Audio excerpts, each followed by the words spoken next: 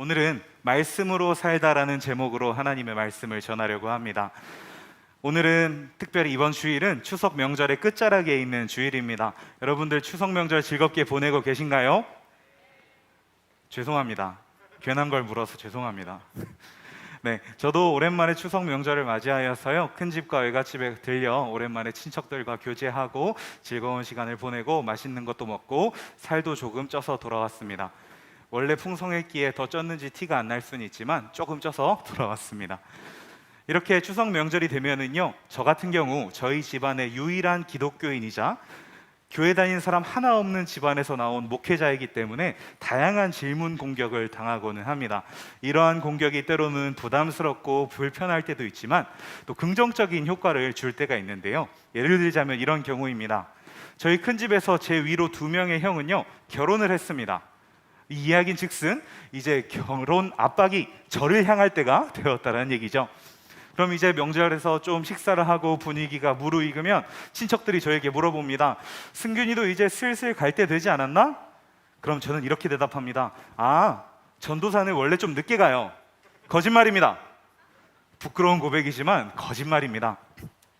우리 친척들이 기독교와 또 목회자의 삶에 대해 잘 모른다는 점을 교묘하게 제가 스스로 잘 활용한 나름의 장점이 되겠습니다. 물론 이런 장점도 있지만요, 어려운 점도 존재합니다.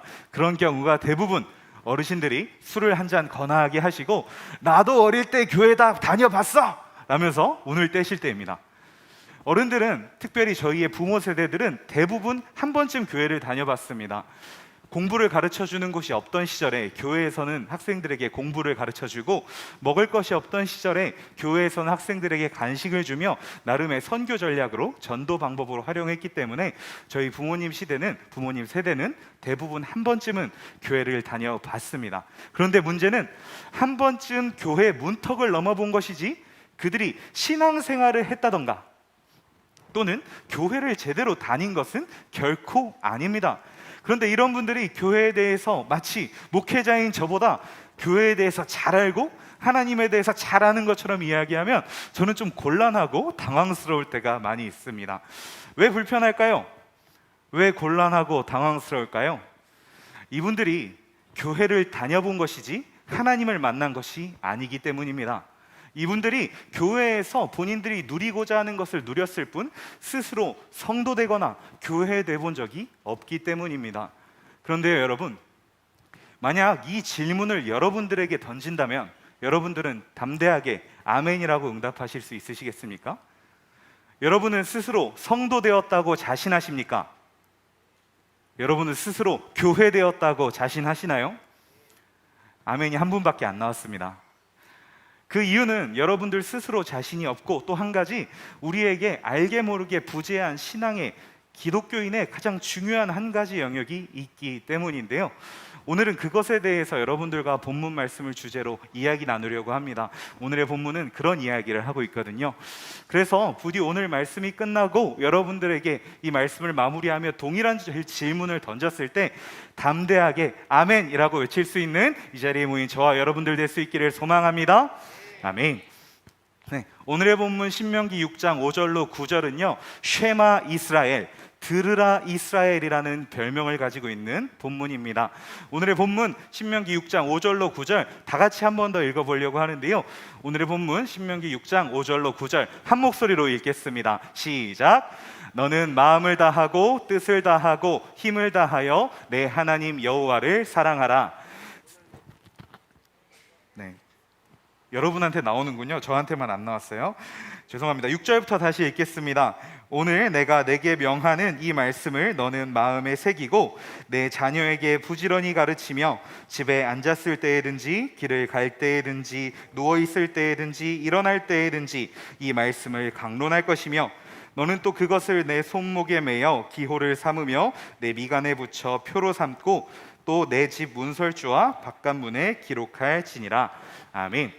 신명기서는요 출애굽을 이끌었던 리더인 모세가 본인이 하나님께서 예비하신 땅 가나안에 들어갈 수 없다는 사실을 알게 된 후 본인의 다음 세대가 이 하나님의 신앙을 이어갔으면 좋겠다는 마음을 담아 마지막으로 넘긴 설교문이라고도 불리는 성경 말씀입니다.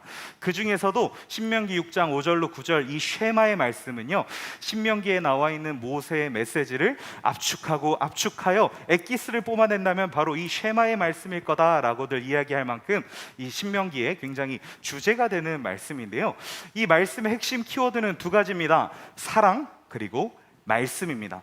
전반부에서 이렇게 이야기하죠. 하나님을, 여호와를 사랑하라.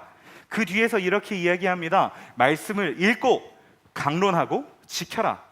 이 두 가지 말씀 사이에, 이 키워드 사이에 어떤 상관관계가 있을까요?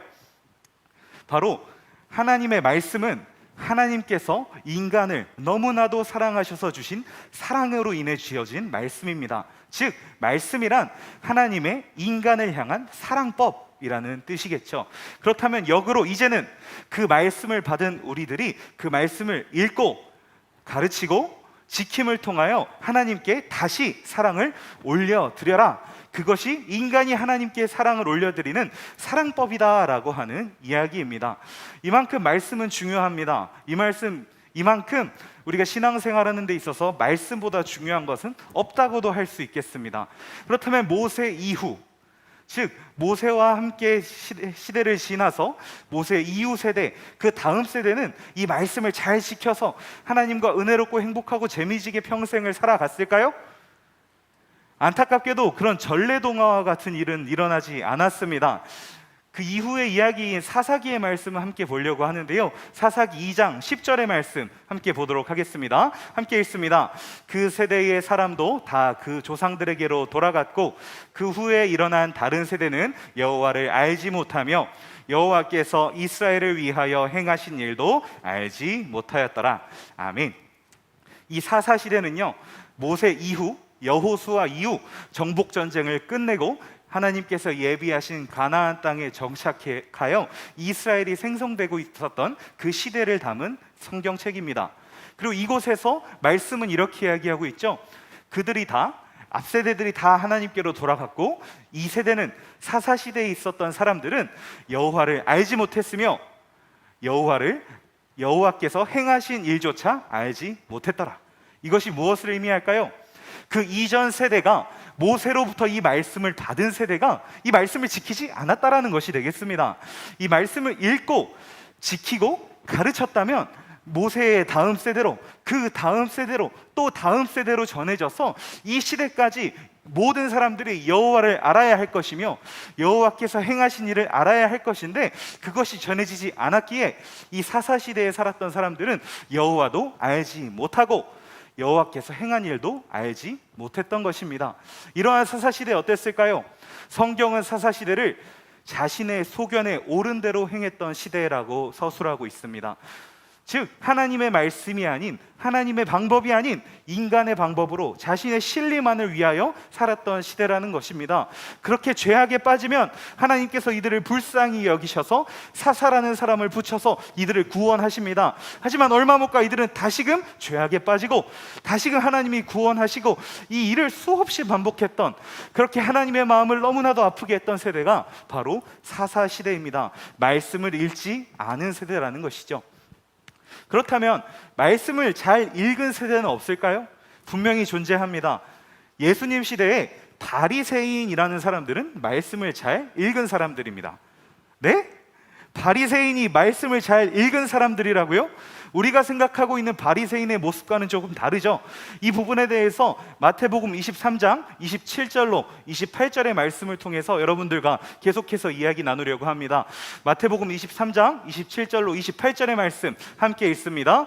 화 있을 진저 외식하는 서기관들아 바리새인들이여, 회칠한 무덤 같으니 겉으로는 아름답게 보이나 그 안에는 죽은 사람의 뼈와 모든 더러운 것이 가득하도다. 이와 같이 너희도 겉으로는 사람들에게 옳게 보이되 안으로는 외식과 불법이 가득하도다. 아멘. 바리새인들은요, 말씀을 잘 읽었습니다. 하지만 하나님이 말씀을 잘 읽으라고만 명령하셨나요? 아닙니다. 하나님은 말씀을 잘 읽고 잘 가르치고 잘 지키라라고 명령하셨습니다. 그런데 바리새인들은 그 첫 번째 말씀 읽기에만 몰두한 나머지 하나님의 말씀이 자신의 삶을 이끄는 지표가 아니라 자신의 지식을 채우는 지표로 멈추어 버린 것입니다. 말씀이라는 것이 머리에 들어와서 마음으로 내려오고 마음을 넘어 삶으로 드러나야 하는데, 바리새인들은 말씀을 읽고 이 지식을 이용하여 자신들의 권위를 누리는데 그쳤다라는 것이죠. 이러한 모습을 하나님께서는 이뻐 보이지 않으시고 이들 때문에 분노하셔서 오늘 방금 읽은 27절로 28절의 말씀처럼 분노하신 것입니다. 너희가 겉만 번지르르 하지 그 안은 회칠한 무덤 같다라고 말씀하신 것이죠. 하나님의 말씀을 이들이 알았지만 표면적으로만 알았다는 것입니다. 성경에서 하나님을 알다, 하나님의 말씀을 알다라는 뜻으로 자주 쓰이는 야둣이라는 히브리 언어가 있습니다.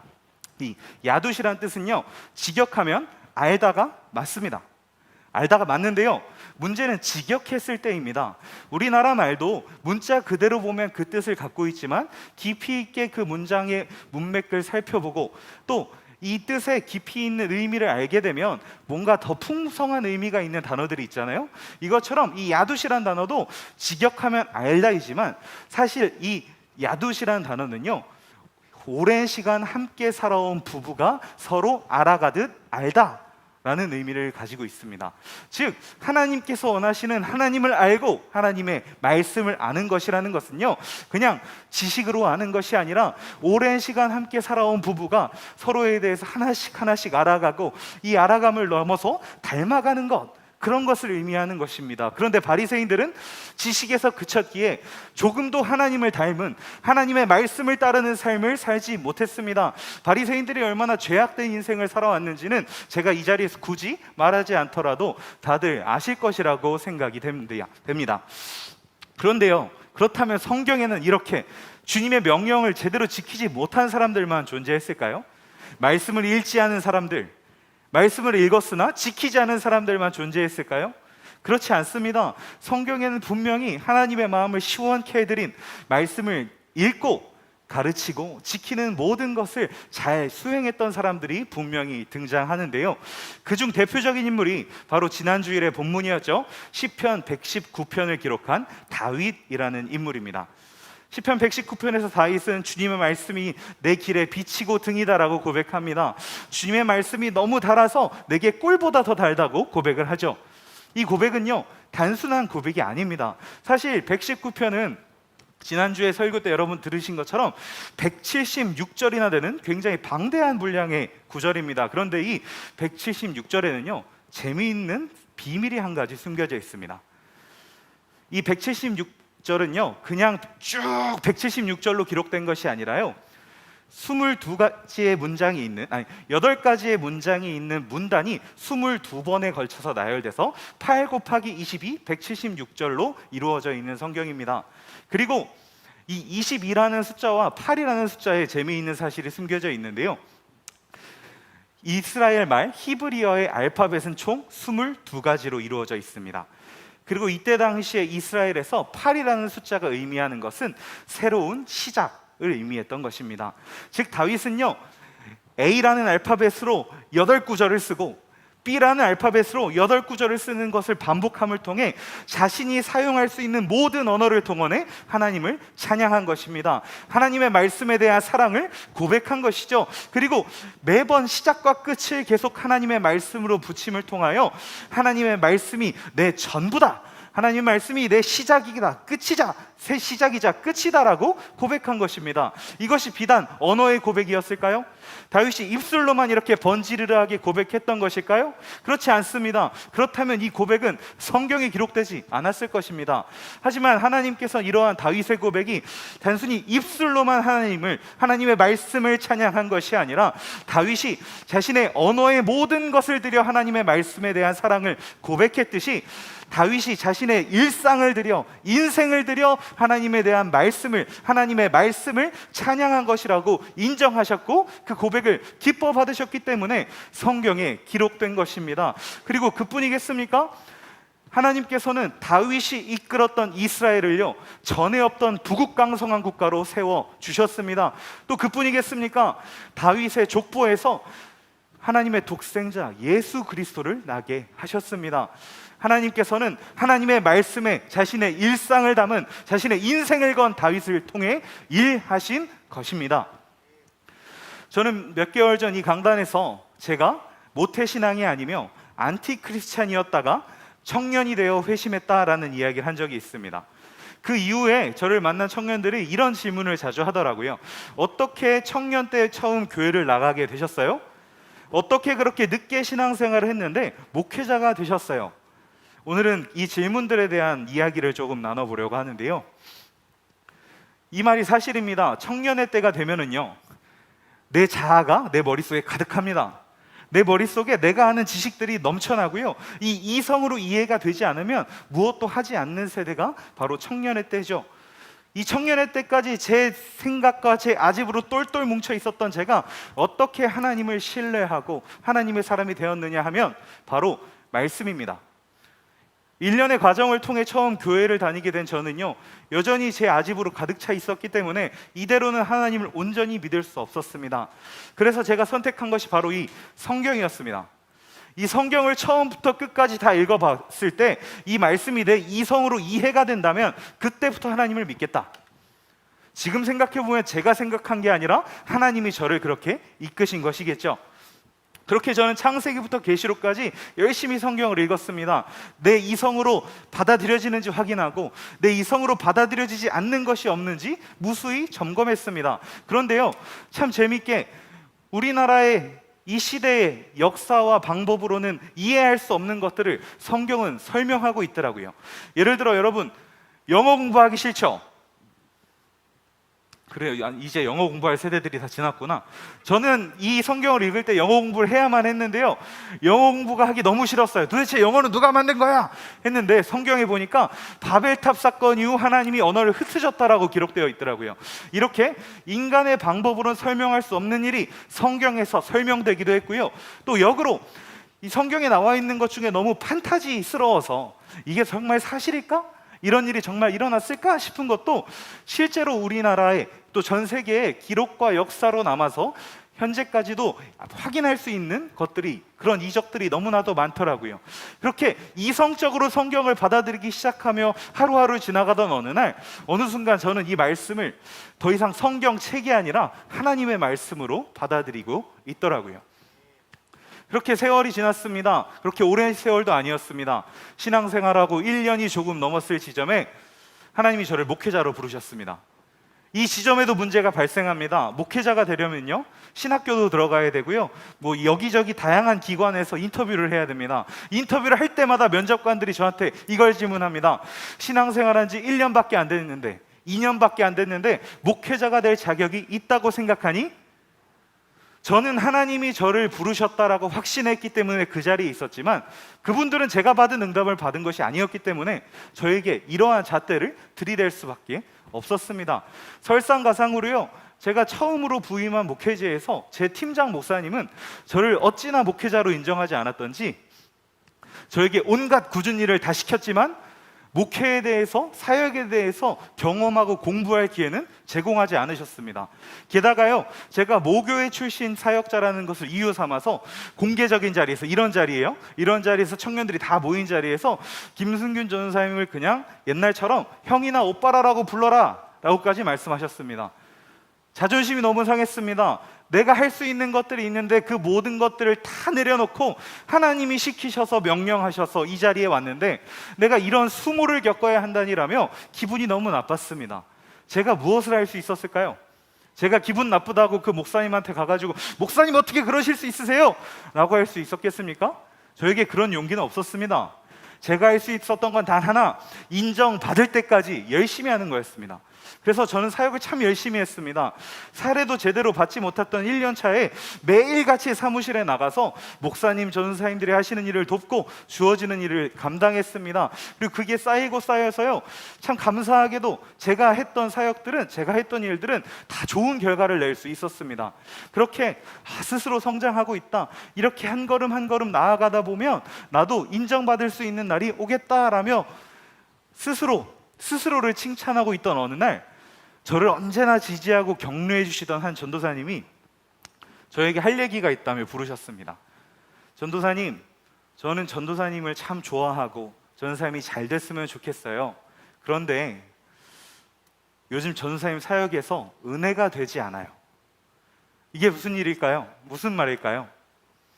사역을 잘하고 있었습니다. 제가 했던 사역의 결과는 앞서 말씀드린 것처럼 언제나 좋았습니다. 그런데 이 전도사님이 느끼시기에 제 사역이 은혜가 되지 않는다라는 거예요. 이 고민을 가지고 일단 열심히 하면 해결되겠지 하며 시간을 보내고 있었습니다. 그러던 어느 날 제가 섬기고 있던 교회에 새로운 목사님이 오셨어요. 그 목사님과 함께 교제하는 자리에서 그 목사님이 자신의 목회의 비전을 말씀해 주시더라고요. 그 비전은 이것이었습니다. 스스로 말씀 읽는 공동체를 만드는 것, 이것이 자신의 목회의 비전이라고 하셨습니다. 저는 속으로 목사님 비전 참 소박하다. 보통 목회자가 처음 교회에 오면 출석 몇 명, 아니면 어떤 행사를 이만큼 성공하겠습니다, 이런 이야기를 비전으로 선포하거든요. 그런데 이 목사님은 정말 기본, 기독교의 기본이라고 할 수 있는 말씀, 그 말씀 읽는 공동체를 만드는 게 비전이라고 하시는 거예요. 속으로 목사님 비전 참 소박하네라고 생각하는 순간 뒤통수를 맞은 것 같았습니다. 제가 해왔던 사역들이 주마등처럼 싹 스쳐 지나가는데요, 제 사역에 열심은 있었지만 말씀이 없었더라고요. 제 사역의 결과는 보여지기엔 좋았을지 모르나 그 안에 말씀이 없었더라고요. 말씀을 안 읽은 건 아닙니다. 찬양 콘티를 짜기 위해서, 학교 과제를 하기 위해서, 또 주어진 사역들을 만들어내기 위해서 말씀을 읽었습니다. 하지만 그것은 머리로 읽은 말씀이었습니다. 제가 마음으로 묵상하고 삶으로 살아낸, 적용하고 결단하고 살아낸 말씀이 아니라 그냥 단순히 머리로 묵상한, 아니 머리로 읽을 말씀이었던 것입니다. 그날 하나님 앞에 눈물로 회개하고 그 다음 날부터 달라졌습니다. 아침에 일어나서 큐티를 하기 시작했습니다. 제가 사회복무요원으로 복무하던 시절에는요, 9시 출근인데 8시 20분에 출근을 해서 30분 동안 큐티하고 그날한 적용을 가지고 힘차게 하루를 살아보자며 8시 50분부터 출근하기 시작하는 직원들을 웃으며 맞이하기도 했습니다. 이렇게 말씀이 저한테 쌓이고 그 말씀으로 하는 사역들이 쌓이고 하루하루 쌓이기 시작하니까요, 어느새 더 이상 말씀은 저에게 일이 아니었습니다. 말씀 묵상은 저에게 기쁨이었습니다. 사역은 더 이상 저에게 일이나 누군가에게 인정받기 위한 도구가 아니었습니다. 하나님께 영광 돌려드리기 위한 것이었습니다. 더 이상 사람에게 인정받기 위해 사역하지 않았습니다. 내 사역은 하나님께 영광 돌려드리기 위해 하는 사역이다 라며 매일매일 기쁨으로 사역을 감당해 나갔습니다. 저에게 달라진 것은 없었습니다. 단 하나, 말씀을 읽고 읽는 것을 넘어서 묵상한 것, 그것 말고는 저의 삶에서 달라진 것은 한 가지도 없었습니다. 사랑하는 여러분, 저는요, 여러분과 함께한 지난 여름 수련회가 너무 좋았습니다. 여름 수련회 얘기를 그만하라고 하실 것 같은데 한 달이 지났잖아요. 제가 여름 수련회 끝나고 첫 설교니까 한 번만 눈 감아 주시기를 부탁드립니다. 여름 수련회 때요, 여러분들이 내주신 200여 개의 기도 제목을 하나도 빠짐없이 모두 읽었습니다. 읽고 그것을 위해 함께 중보했습니다. 그런데 그것들을 읽다 보니까요, 저에게 엄청 도전이 되는 하나의 기도 제목이 있었습니다. 어떤 한 청년이 말씀에 대한 사모함을 담은 기도 제목을 내줬더라고요. 저에게 이 기도 제목은 도전이었습니다. 이렇게 시작하면 되겠구나. 이 한 사람으로 시작하여 우리 공동체가 말씀을 사모하는 자리로 나아가면 되겠구나. 이 수련회를 통해 회복된 우리가, 이 수련회를 통해 마음의 아픔, 마음의 상처들을 빼낸 우리가, 세상과 우리 사이를, 하나님과 우리 사이를 가로막고 있던 세상의 것을 빼낸 우리가 그 자리에, 빼어낸 자리에 하나님의 말씀을, 복음을 심으면 되겠구나, 이렇게 시작하면 되겠구나라며 하나님께 감사와 찬송을 올려드렸습니다. 그리고 수련회 내내 여러분들의 기도 제목을 두고 함께 기도하며 덧붙여, 하나님, 이 기도 제목을 낸 이 청년이 말씀으로 이 기도 제목에 응답받게 하여 주옵소서라고 같이 기도했습니다.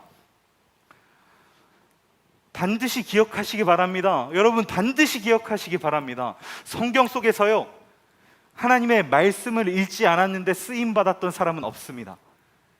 하나님의 말씀을 사모하고 묵상했던 사람은 반드시 하나님이 쓰셨습니다.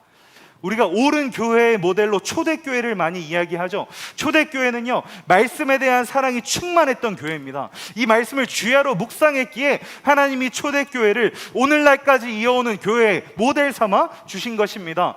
우리나라의 교회의 시작으로 평양 대부흥 운동을 많이 이야기합니다. 평양 대부흥 운동은요, 말씀을 너무나도 사랑해서 며칠씩 한 자리에 모여 말씀을 읽고 나누고 묵상했던 사경회라는 모임에서 불이 붙어 시작된 것입니다. 성경 속에서, 역사 속에서 오늘날까지 말씀 없이 성숙한 성도는 없습니다. 말씀 없이 부흥한 교회는 없습니다. 그리고 이제 우리가 9월, 10월 이 가을 공동체 함께 말씀 읽다라는 비전으로 나아갈 때에 저는 우리 청춘이 이 말씀으로 성장하는 그리스도인이 되기를 소망합니다.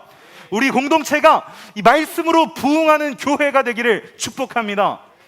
그 말씀 앞으로 나아갈 때에 우리는 성장할 것입니다. 우리는 부흥할 것이라고 확실히 믿습니다. 이 시간 앞서 나눈 시편 119편 103절과 105절의 말씀을 함께 읽으려고 합니다. 시편 119편 103절 105절의 말씀 함께 읽겠습니다. 주의 말씀의 맛이 내게 어찌 그리 단지요 내 입에 꿀보다 더 다나이다. 주의 말씀은 내 발의 등이요 내 길의 빛이니이다. 아멘. 저는 올해로 6년째 청년 사역을 하고 있습니다. 그리고 늘 하나님 앞에 물었습니다. 하나님, 왜 청년의 때에 하나님을 만난 신앙의 연차가 많이 차지도 않은 저를, 아직도 청년인 저를 청년 사역자로 쓰십니까? 5년이 넘게 하나님은 응답해 주지 않으셨는데요, 제가 청춘에 온 지 한 9개월 정도 지났습니다. 이곳에서 여러분들과 함께 예배하며 여러분들과 함께 교제하며 기도하며 하나님께서는 여러분들을 통로 삼아 저에게 이 오랜 기도 제목의 응답을 최근 해주셨습니다. 그래서요, 저는 이 기도 응답의 통로가 되어준 여러분들과 이 자리에서 하나님께서 저에게 주신 응답을 처음으로 나누려고 합니다. 청년의 때에 나를 만난 청년인 너를 통해서 청년들에게 하고 싶은 일이 있다. 저는 그것은 말씀일 것이라고 생각하고 있습니다. 말씀일 것이라고 확신하고 있습니다. 제가 청년의 때에 하나님을 만날 수 있었던 건 말씀 때문이었고요, 더 이상 목회자스럽지 않았다라며 사람들에게 질타받던 제가 더 이상 그런 질타를 받지 않고, 아까 저에게 걱정해 주셨던 전도사님은 저에게 찾아와서 이제는 전도사님 사역이 나에게 도전이 된다 라고 이야기해 주었으며, 저를 무시했던 그 목사님이 훗날 저를 전도사님이라고 부르게 됐던, 그리고 제가 스스로 이젠 조금 더 한 걸음 더 나아갈 수 있겠노라고 확신하게 해줬던 것도 말씀이었습니다. 저의 신앙은 말씀이 있었기에 가능했습니다. 저의 사역은 말씀이 있었기에 가능했고 지금도 말씀이 있기에 움직이고 있습니다. 저는 이 말씀에 우리를 이끄시는, 우리의 걸음의 빛과 등이 되시는 그 은혜를, 꿀보다 더 단 이 말씀의 은혜를 여러분들과 함께 누리기를 소망합니다. 사랑하는 여러분, 이 가을 함께 말씀 읽읍시다. 함께 말씀 묵상합시다. 작은 것이라도 좋습니다. 아침에 일어나 큐티를 한 장해도 좋습니다. 여러분들이 오가는 자리에서 오디오 성경을 듣는 것도 괜찮습니다. 그리고 그것을 혼자 갖고 있지 마시고 여러분들이 속한 목장과 다양한 공동체에서 나누기를 또 소망합니다. 여러분들이 묵상하고 경험한 것들을 혼자 누릴 때보다 나눌 때의 그 은혜는 갑절로 풍성해집니다. 하나님께서 나에게 오늘 이런 묵상을 주셨어, 그래서 내가 오늘 이렇게 살아보려고 해, 누군가에게 이야기하는 것만으로 우리에겐 도전이 됩니다. 그리고 그것에 대해 응답을, 또는 하루를 마감하며 내가 이렇게 살아냈노라는 고백을 또 공동체에서 나누면 그것은 개인의 감사를 넘어 공동체의 감사가 될 것입니다. 이 가을을 세상 사람들은 오곡백과가 무르익는 계절이라고 이야기하죠.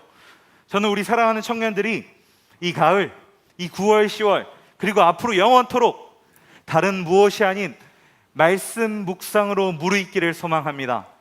여러분들이 말씀 묵상으로 무르익어 교회로, 성도로 무르익을 수 있기를 축복합니다. 이 시간 말씀을 시작하며 여러분들에게 던졌던 질문을 마지막으로 던지며 오늘의 말씀을 마무리하려고 합니다. 여러분, 우리 공동체와 함께 말씀으로 성도의 삶에 한 걸음 더 나아가시겠습니까? 목소리가 작아요.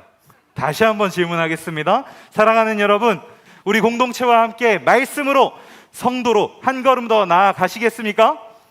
사랑하는 여러분, 우리 공동체와 함께 말씀으로 교회된 교회로 부흥해 나가시겠습니까?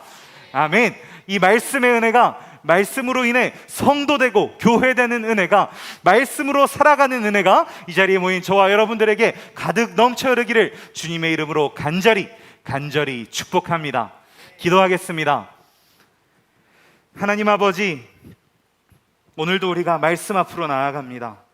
말씀에 힘입어 나아갑니다. 말씀 읽지 않았던 우리를 회개하며 나아가오니 우리에게 말씀 읽는 영을 부어 주옵소서. 말씀을 지킬 수 있는 영적인 힘을 공급하여 주옵소서. 그렇게 우리가 말씀으로 살아낼 때에 우리를 통하여, 말씀으로 살아내는 우리를 통하여 주님 홀로 영광 받아 주옵소서. 모든 것 주께 맡겨드리며 예수님의 이름으로 기도합니다. 아멘. 이 시간에 함께 찬양하며 나아가려고 하는데요, 오늘 찬양하려고 하는 찬양은 말씀이 삶으로, 삶은 예배로라는 찬양입니다. 이 찬양의 전반부 가사는 이렇습니다. 생명의 말씀 내 안에 있네, 내 삶을 비추시네.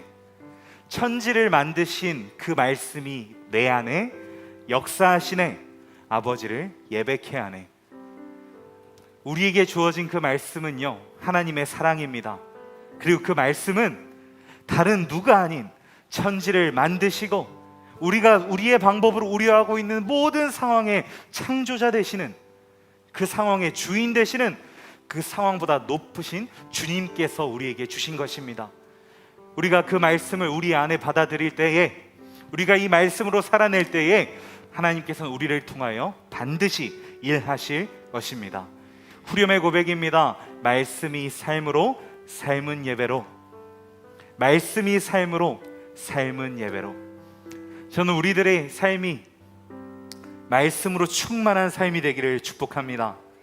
저는 우리들의 삶이 말씀으로 인하여 이 자리에서 뿐만 아니라 이 예배당 문 밖을 나가 여러분들 각자가 속해 있는 모든 삶의 자리에서도 예배로 이어지게 하는 원동력이 되어줄 줄 확신합니다. 이 시간 다 같이 자리에서 일어나서 이 믿음의 고백으로 오늘 들은 말씀을 묵상하며 우리의 결단을 올려드리며 함께 찬양하며 나아갑시다.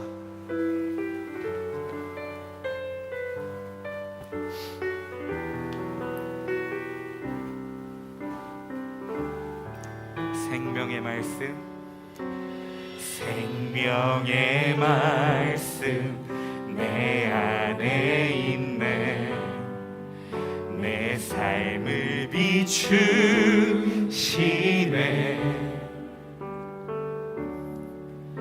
천지를 만드신 그 말씀이 내 안에 역사하시네. 아버지를 예배케 하네. 거룩한 보혈 나를 살리시네. 진리의 성령 나를 이끄시네. 생명의 말씀 내 안에 가득해. 하늘의 비밀 알게 하시네. 말씀이 삶으로, 삶은 예배로. 생명의 그 말씀 내 안에 있네. 나의 가는 걸음마다 주의 빛 비추시네. 나 오직 주님을 노래해. 말씀이 삶으로, 삶은 예배로. 나 오직 주님만 의지하며 살리. 생명의 그 오직 예수 만물의 통치자 높임을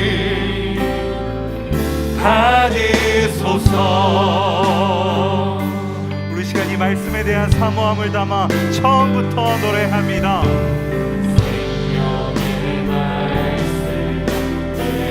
그 말씀이 우리의 삶을 비추십니다. 비추시네. 아멘.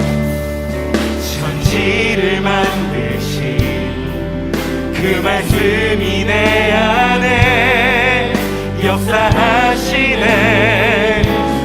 아버지를 거룩한 보혈, 거룩한 보혈, 나를 살리시네. 진리의 성령, 나를 이끄시네. 생명의 말씀 내 안에 가득해. 하늘의 비밀 알게 하시네. 말씀이 삶으로, 삶은 예배로, 생명의 그 말씀 내 안에 있네. 나의 가는 걸음 걸음마다 주의 빛 비추시네. 나 오직 주님을 노래. 말씀이 삶으로, 삶은 예배로, 나 오직 주님만 의지하며 살리. 생명의 그 말씀 오직 예수, 만물의 통치자 높임을 받으소서. 말씀이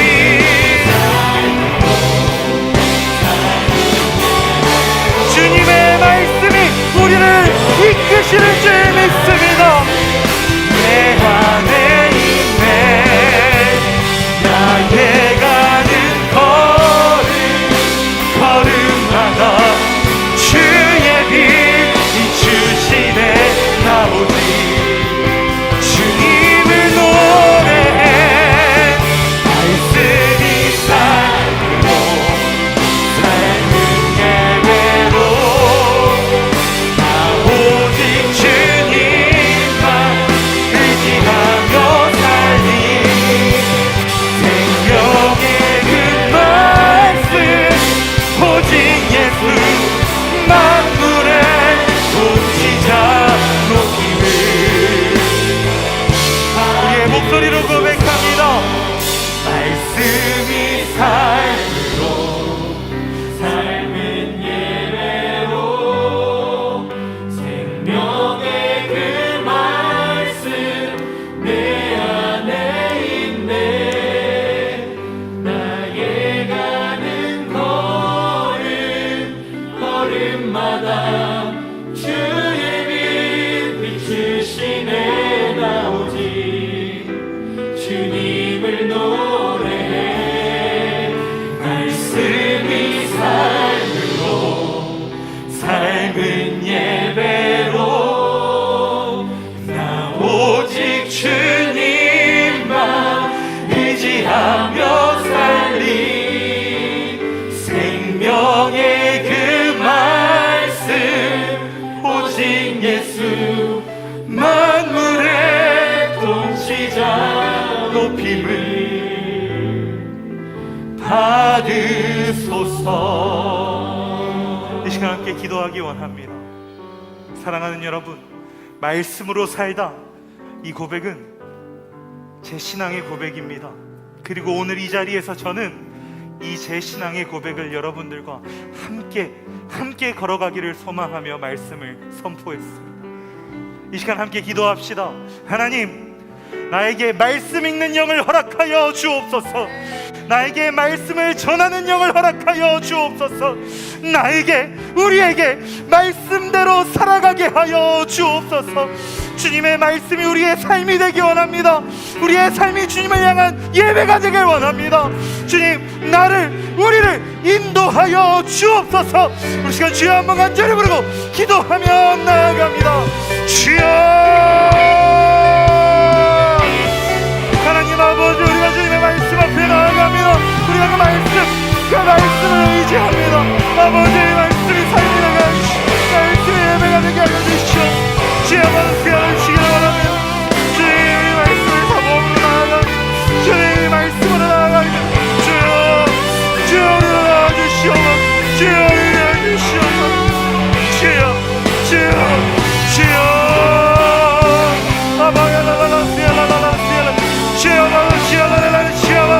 주여, 우리 사랑하는 종들의 한 사람 한 사람에게 말씀 있는 영을 공급하여 주옵소서. 말씀 있는 삶을 허락하여 주옵소서. 말씀대로 살아가겠노라고 적용하고 결정하는 그 영적인 흐름이 우리 공동체에서 일어나게 하여 주시옵소서. 아버지, 주님을 바라봅니다.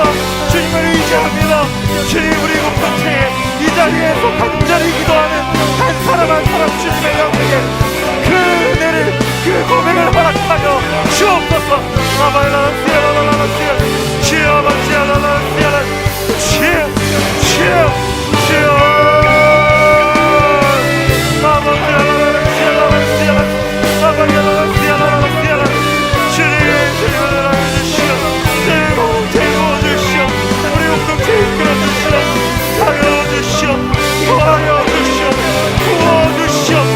인도하여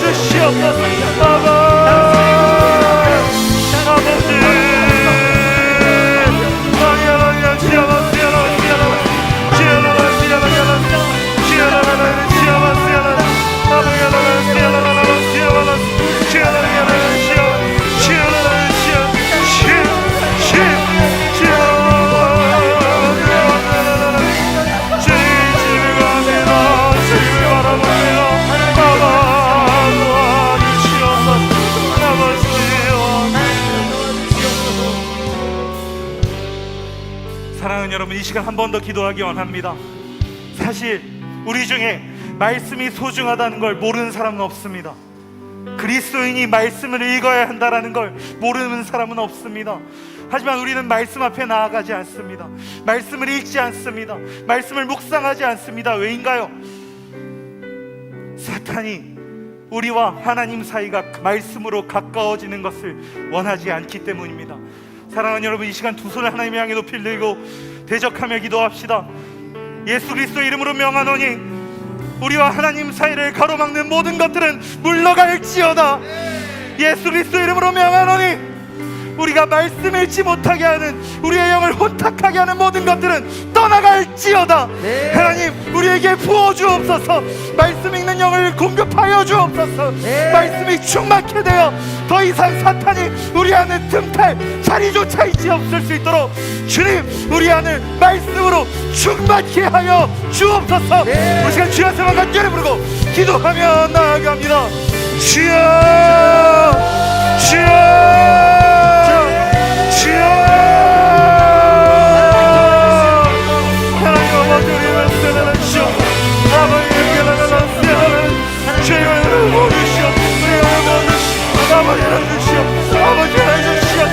아버지, 전에 우리는 주님밖에 없습니다. 주님이 채워주셔야만 우리가 늘고 벗어날 수 있습니다. 하나님의 그런 청춘에 소중한 얼굴로 타하게 하여 주시옵소서. 말씀과 우리를 가로막는, 하나님과 우리를 가로막는 모든 것들로부터 우리가 해방되게 하여 주옵소서. 주여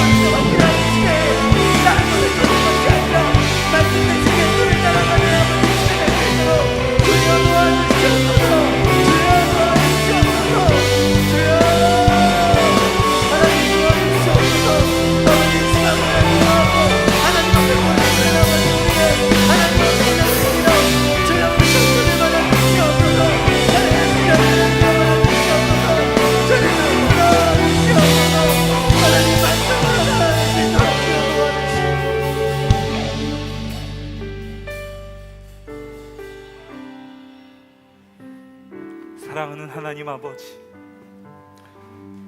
우리를 사랑하셔서 주신 말씀 가운데 우리가 얼마나 나아갔는지, 우리가 얼마나 그 말씀을 사모하며 그 말씀을 지킴으로 살아냄으로 주님께 영광 돌려드렸는지, 그렇지 못했던 부족하고 연약하고 죄 많았던 우리의 모습을 주님 앞에 회개합니다. 이 시간 부족한 우리의 모습을 용서하시고 이제는 우리가 주님의 말씀 앞에 나아가게 하여 주옵소서.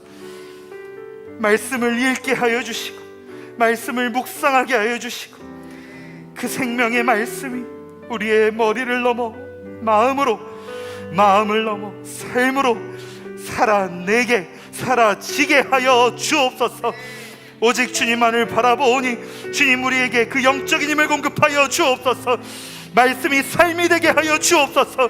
우리의 삶이 주를 향한 예배가 되게 하여 주옵소서. 우리를 통하여 주님 홀로 영광 받아 주옵소서. 오늘도 말씀하시고 우리의 일상에서도 말씀하시고 언제나 변함없이 말씀으로 우리에게 말씀하시고 일하실 그 주님만을 찬송하오며 이 예배의 주인 되신 우리 주님 예수 그리스도의 이름으로 간절히 축복하며 기도합니다. 아멘. 하나님께 영광의 박수 올립시다. 할렐루야.